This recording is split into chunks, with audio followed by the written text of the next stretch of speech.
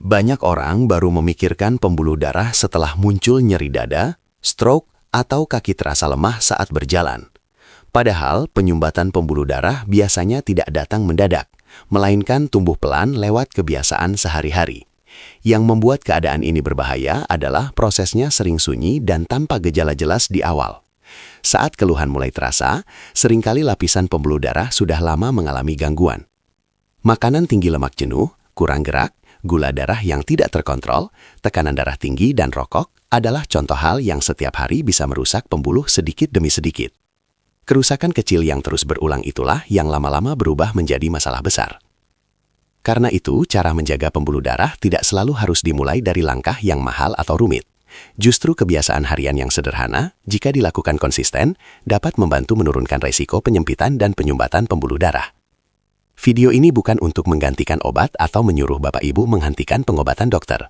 Video ini adalah panduan ikhtiar sehari-hari agar tubuh mendapat dukungan terbaik dari pola hidup yang lebih sehat. Semoga pembahasan ini menjadi pengingat lembut bahwa usia bertambah, tetapi kualitas hidup tetap bisa dijaga. Dan semoga setiap langkah kecil yang kita lakukan hari ini menjadi tabungan kesehatan untuk masa depan. Assalamualaikum warahmatullahi wabarakatuh. Salam sehat untuk Bapak Ibu semua yang ingin tetap kuat, mandiri, dan aktif bersama keluarga tercinta. Selamat datang di Golden Age Lansia Sehat Indonesia. Waktunya peduli kesehatan lansia. Di sini kita belajar menjaga tubuh dengan tenang, bijak, dan penuh kasih pada diri sendiri.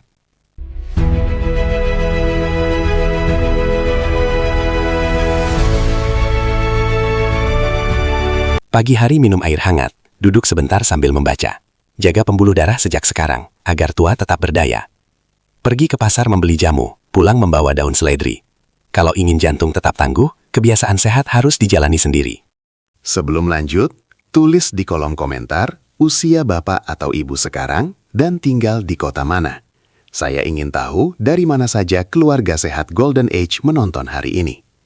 Kalau video seperti ini bermanfaat, bantu like dan share ke keluarga atau tetangga yang punya riwayat kolesterol, darah tinggi, diabetes, atau stroke. Bisa jadi satu kebiasaan baru yang mereka pelajari hari ini akan menyelamatkan pembuluh darahnya di kemudian hari. 1. Kurangi lemak jenuh dan lemak trans.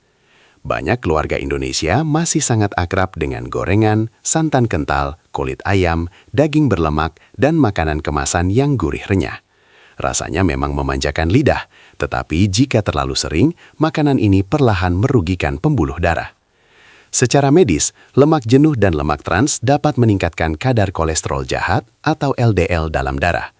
LDL yang berlebihan lebih mudah menempel pada dinding pembuluh darah, terutama bila lapisan dalam pembuluh sudah mengalami iritasi. Ketika partikel LDL masuk ke lapisan pembuluh, tubuh menganggapnya sebagai masalah dan memicu proses peradangan. Lama-kelamaan terbentuk plak aterosklerosis, yaitu penumpukan lemak, sel radang, dan jaringan fibrotik yang membuat saluran pembuluh menyempit. Awalnya kondisi ini tidak terasa jelas, hanya mungkin muncul cepat lelah saat berjalan jauh atau tekanan darah mulai sulit stabil. Namun diam-diam aliran darah ke jantung, otak, dan kaki bisa mulai berkurang. Jika dibiarkan bertahun-tahun, plak bisa makin tebal atau pecah mendadak, lalu membentuk bekuan darah yang menyumbat aliran. Inilah yang bisa berujung pada serangan jantung, stroke, atau nyeri kaki karena aliran darah buruk. Kondisi ini diperburuk oleh kebiasaan menggoreng dengan minyak berulang, makan camilan ultraproses, dan jarang makan sayur atau serat.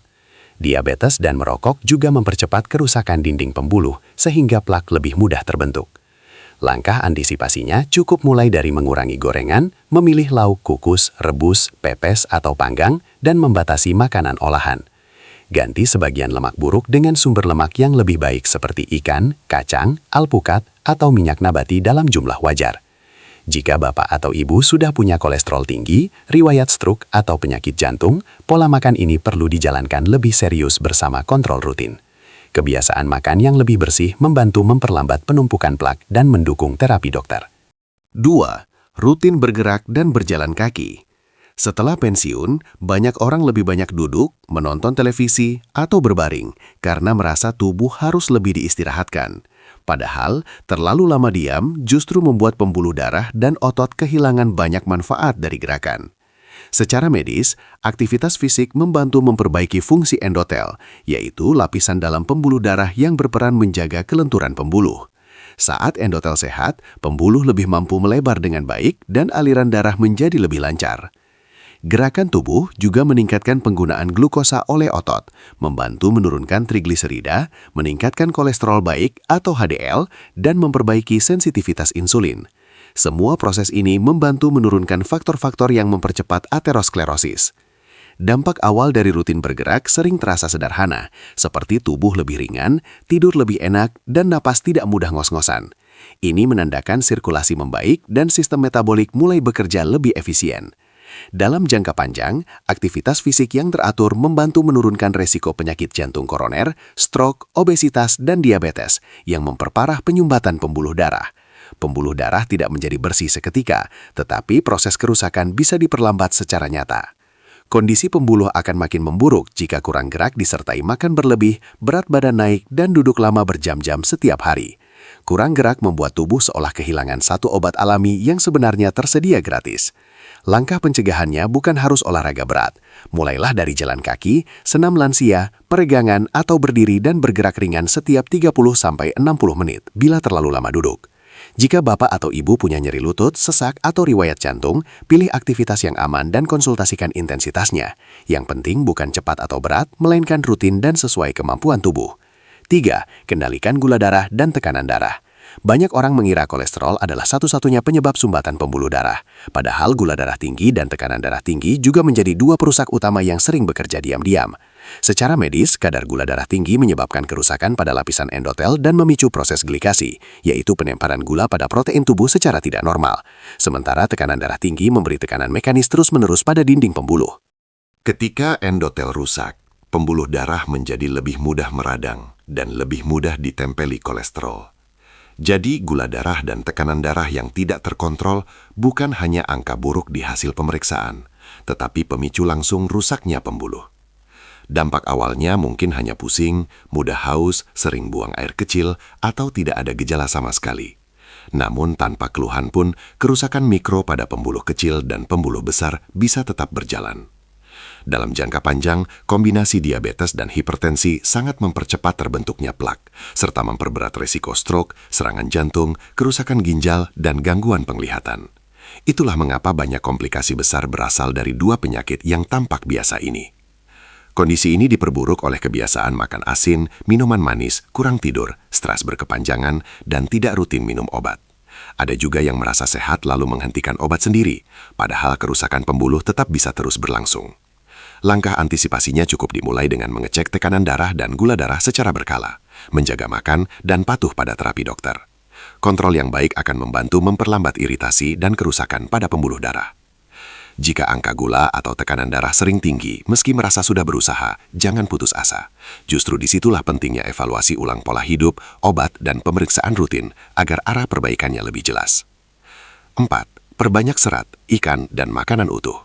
Di banyak rumah, menu harian masih didominasi nasi putih berlebih, lauk goreng, dan cemilan kemasan, sementara sayur hanya sedikit. Padahal pembuluh darah sangat terbantu bila tubuh lebih sering menerima makanan utuh yang kaya zat pelindung. Secara medis, makanan tinggi serat membantu menurunkan penyerapan kolesterol di usus dan memperbaiki kontrol gula darah. Serat juga mendukung mikrobiota usus yang berpengaruh pada peradangan dan kesehatan metabolik secara keseluruhan. Ikan, terutama yang kaya omega-3, membantu menekan peradangan dan mendukung kesehatan dinding pembuluh darah. Sementara kacang, biji, buah, dan sayuran memberikan antioksidan, kalium, magnesium, dan senyawa aktif yang membantu menjaga tekanan darah serta fungsi endotel. Dampak awal dari pola makan seperti ini biasanya bukan sesuatu yang dramatis, tetapi tubuh terasa lebih ringan, buang air besar lebih teratur, dan rasa kenyang lebih stabil. Ini tanda bahwa metabolisme mulai lebih tenang dan tidak terlalu terbebani. Dalam jangka panjang, pola makan utuh dan minim olahan membantu menurunkan risiko kolesterol tinggi, diabetes, hipertensi, dan obesitas. Semua ini berarti lingkungan di dalam pembuluh darah menjadi lebih bersahabat dan tidak mudah membentuk plak baru. Kondisi pembuluh akan memburuk bila pola makan tinggi gula, tinggi tepung halus, tinggi garam, dan miskin serat terus dipertahankan. Tubuh bukan hanya kelebihan kalori, tetapi juga kekurangan zat yang seharusnya melindungi pembuluh. Langkah pencegahannya cukup sederhana, yaitu tambah sayur setiap makan, Pilih buah utuh sebagai camilan, dan usahakan makan ikan beberapa kali seminggu. Semakin alami bentuk makanannya, biasanya semakin baik untuk pembuluh darah. Jika Bapak atau Ibu bingung harus mulai dari mana, mulailah dari isi piring. Kurangi gorengan, tambah sayur, dan pilih lauk yang lebih bersih. Perubahan kecil yang dilakukan setiap hari sering lebih kuat daripada niat besar yang hanya berlangsung 2 hari. Berhenti merokok, tidur cukup, dan kelola stres. Sebagian orang fokus pada makanan, tetapi lupa bahwa pembuluh darah juga rusak karena rokok, kurang tidur, dan stres yang menumpuk. 3 hal ini sering dianggap tidak berhubungan langsung, padahal pengaruhnya besar sekali. Secara medis, rokok merusak endotel, meningkatkan oksidasi kolesterol, dan membuat darah lebih mudah menggumpal. Nikotin juga menyempitkan pembuluh darah dan menaikkan tekanan darah, sehingga kondisi pembuluh makin tertekan. Kurang tidur dan stres kronis meningkatkan hormon seperti kortisol dan adrenalin, yang dapat menaikkan gula darah, tekanan darah, serta peradangan. Bila berlangsung lama, tubuh berada dalam mode siaga terus-menerus yang tidak sehat bagi jantung dan pembuluh. Dampak awalnya mungkin berupa jantung berdebar, tensi naik, tidur tidak nyenyak, dan rasa cemas yang membuat pola makan ikut kacau. Tanpa disadari, semua ini membentuk lingkungan tubuh yang memudahkan plak berkembang. Dalam jangka panjang, merokok dan stres yang tidak terkelola mempercepat penyumbatan pembuluh, meningkatkan risiko serangan jantung, stroke, dan gangguan sirkulasi kaki. Kurang tidur juga berhubungan dengan kontrol metabolik yang buruk dan berat badan yang lebih sulit dijaga.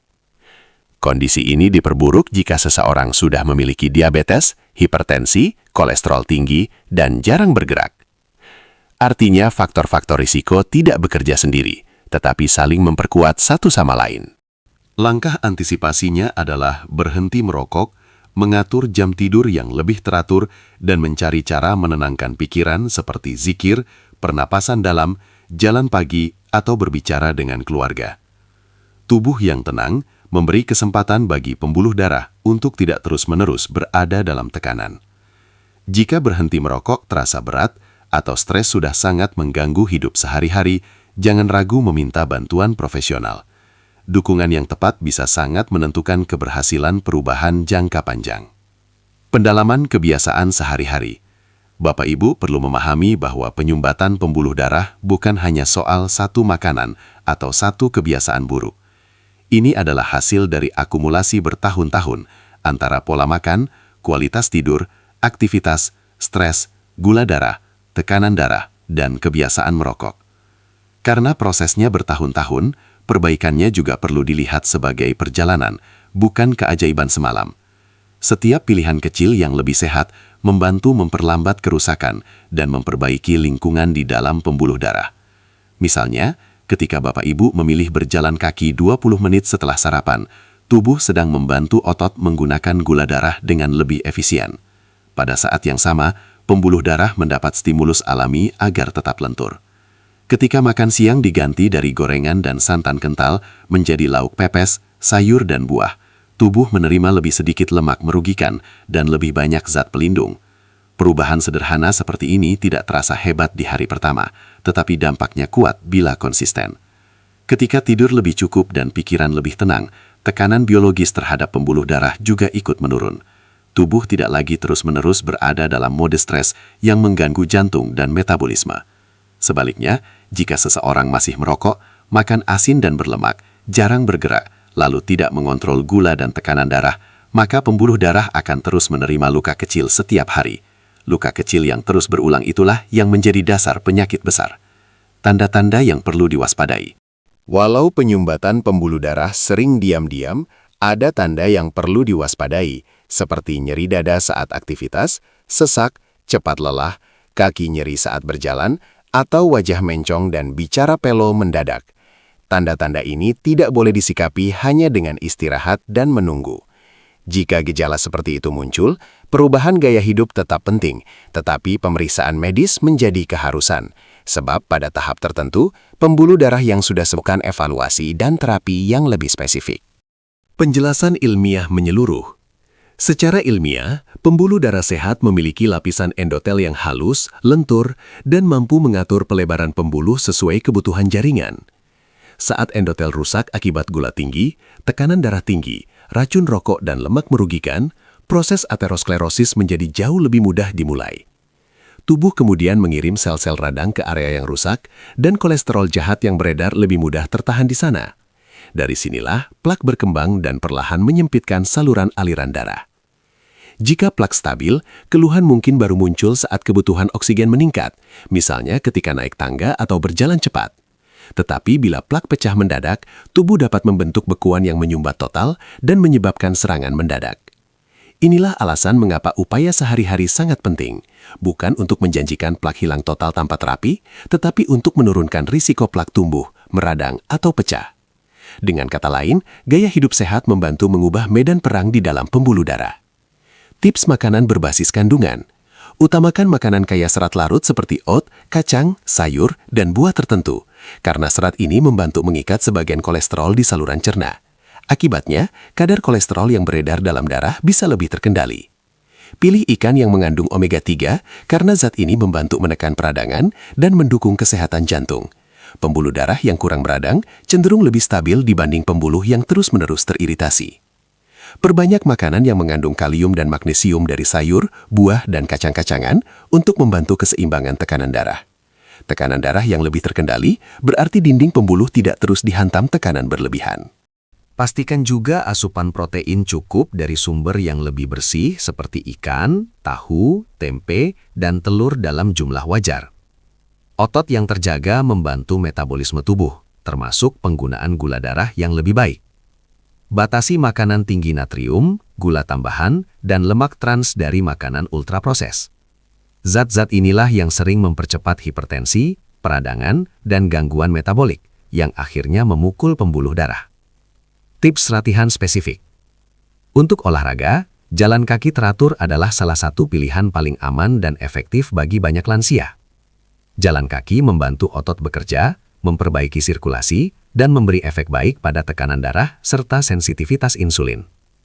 Senam lansia, latihan duduk berdiri dari kursi, dan peregangan juga bermanfaat untuk menjaga kekuatan otot dan keseimbangan.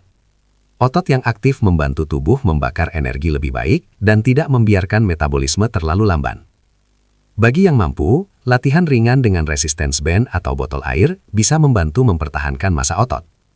Massa otot yang baik berkaitan dengan metabolisme yang lebih sehat dan daya tahan tubuh yang lebih baik. Kuncinya bukan olahraga yang sangat berat, melainkan gerak yang aman, rutin, dan dilakukan dalam jangka panjang. Bahkan beberapa menit berjalan setelah makan dapat membantu menurunkan lonjakan gula darah. Penekanan penting medis. Perlu dipahami dengan jujur, jika seseorang sudah memiliki sumbatan pembuluh darah yang bermakna secara klinis, maka perubahan gaya hidup saja belum tentu cukup. Dalam kondisi tertentu, obat penurun kolesterol, pengencer darah, atau tindakan medis lain tetap diperlukan. Namun justru disinilah pentingnya kebiasaan harian sehat, karena obat bekerja lebih baik bila didukung oleh pola hidup yang benar. Tanpa dukungan gaya hidup, terapi sering seperti menimba air di perahu yang masih bocor. Contoh penerapan sehari-hari. Pagi hari, mulailah dengan air putih, peregangan ringan, dan sarapan yang tidak berlebihan. Hindari langsung memberi tubuh beban gula dan lemak tinggi sejak awal hari. Siang hari, usahakan isi piring lebih seimbang dengan sayur, protein, dan karbohidrat secukupnya. Semakin berwarna sayur yang masuk, biasanya semakin banyak zat pelindung yang didapat tubuh. Sore hari, lakukan jalan kaki santai atau gerak ringan sambil menikmati udara segar. Aktivitas sederhana ini membantu memperbaiki aliran darah setelah seharian beraktivitas. Malam hari, hindari makan terlalu berat, terlalu asin, atau terlalu larut. Berikan tubuh kesempatan untuk beristirahat dan memperbaiki diri tanpa beban metabolik yang berlebihan. Sebelum tidur, tenangkan pikiran dan kurangi paparan hal yang membuat stres. Tidur yang baik adalah bagian dari terapi alami bagi jantung, hormon, dan pembuluh darah. Refleksi keluarga. Kadang yang paling sulit bukan memahami ilmunya, tetapi memulainya secara konsisten di rumah.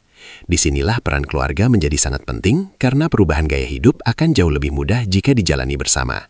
Saat anak membantu menyiapkan makanan yang lebih sehat, saat pasangan mengingatkan jalan pagi, atau saat cucu ikut menemani bergerak, kebiasaan sehat terasa lebih hangat. Kesehatan pembuluh darah bukan hanya urusan individu, tetapi juga budaya kecil di dalam keluarga. Ringkasan inti 5 cara. Jadi, 5 cara sehari-hari yang bisa membantu menurunkan risiko penyumbatan pembuluh darah adalah mengurangi lemak jenuh dan trans, rutin bergerak, mengontrol gula serta tekanan darah, memperbanyak makanan utuh, dan menghentikan kebiasaan yang merusak seperti merokok. Kelimanya saling terhubung dan tidak bekerja sendiri-sendiri. Kalau hanya satu yang dijalankan tetapi yang lain diabaikan, hasilnya biasanya tidak maksimal. Tetapi saat semuanya dilakukan perlahan dan konsisten, tubuh mendapat kesempatan besar untuk memperlambat proses kerusakan. Coba tanyakan pada diri sendiri malam ini. Dari 5 cara tadi, mana yang sudah berjalan dan mana yang masih sering diabaikan? Kejujuran pada kebiasaan sehari-hari adalah awal dari perubahan yang nyata. Tidak perlu menunggu Senin, awal bulan, atau tahun baru untuk mulai berubah. Perbaikan pembuluh darah dimulai dari keputusan kecil hari ini, bahkan dari makan malam atau langkah kaki malam ini. Usia yang bertambah bukan alasan untuk menyerah pada kesehatan. Justru di usia matang, kita punya kesempatan lebih besar untuk hidup bijak dan memilih yang benar-benar bermanfaat bagi tubuh. Bapak Ibu mungkin tidak bisa mengubah masa lalu, tetapi masih bisa memperbaiki arah perjalanan tubuh mulai sekarang. Dan seringkali, tubuh merespons kebaikan lebih cepat daripada yang kita duga. Waktu periksa ke dokter. Segera periksa jika ada nyeri dada, sesak, kaki nyeri saat berjalan, pusing berat, atau gejala stroke seperti pelo dan lemah sebelah tubuh. Gaya hidup sehat sangat penting, tetapi gejala bahaya membutuhkan penanganan medis segera. Jangan pula menghentikan obat kolesterol, diabetes, atau darah tinggi tanpa arahan dokter hanya karena mulai merasa lebih sehat. Perasaan membaik belum selalu berarti resiko dalam pembuluh darah sudah hilang. Tubuh kita dibentuk oleh kebiasaan yang berulang, bukan oleh niat yang sesekali muncul. Karena itu, pembuluh darah yang sehat juga lahir dari keputusan-keputusan kecil yang terus diulang setiap hari. Setiap kali Bapak Ibu memilih makanan yang lebih baik, melangkah lebih banyak, tidur lebih cukup, dan menjauh dari rokok, sebenarnya Bapak Ibu sedang menolong jantung, otak, dan kaki untuk tetap teraliri darah dengan baik. Menjaga pembuluh darah bukan hanya soal menghindari sakit berat. Ini tentang menjaga agar tetap bisa berjalan, sholat dengan lebih nyaman, bercengkrama dengan cucu, dan menjalani hari tanpa terlalu bergantung pada orang lain. Kesehatan yang terjaga memberi kebebasan kecil yang sangat berharga di usia senja. Dan seringkali, kebebasan itu bermula dari hal-hal sederhana yang dilakukan dengan setia. Kalau Bapak Ibu merasa video ini bermanfaat, bagikan kepada orang yang Anda sayangi. Bisa jadi, ada seseorang yang sedang butuh dorongan kecil untuk mulai menjaga pembuluh darahnya hari ini. Tulis juga di kolom komentar, kebiasaan mana yang paling ingin Bapak Ibu perbaiki lebih dulu. Komitmen yang ditulis sering lebih kuat daripada niat yang hanya disimpan di dalam hati. Semoga Allah memudahkan setiap langkah sehat yang kita ikhtiarkan. Semoga jantung tetap kuat, pikiran tetap jernih, dan tubuh tetap mampu menemani keluarga dalam kebaikan. Terima kasih sudah membersamai video ini sampai akhir. Kehadiran Bapak Ibu di sini adalah bukti bahwa semangat hidup sehat masih terus menyala. Menjaga kesehatan bukan hanya untuk diri sendiri, tapi agar kita tetap bisa membersamai keluarga yang kita cintai. Kalimat ini semoga menjadi pengingat lembut setiap kali kita ingin kembali pada kebiasaan yang kurang sehat. Saya undur diri, tetapi tidak undur dari doa. Wassalamualaikum warahmatullahi wabarakatuh.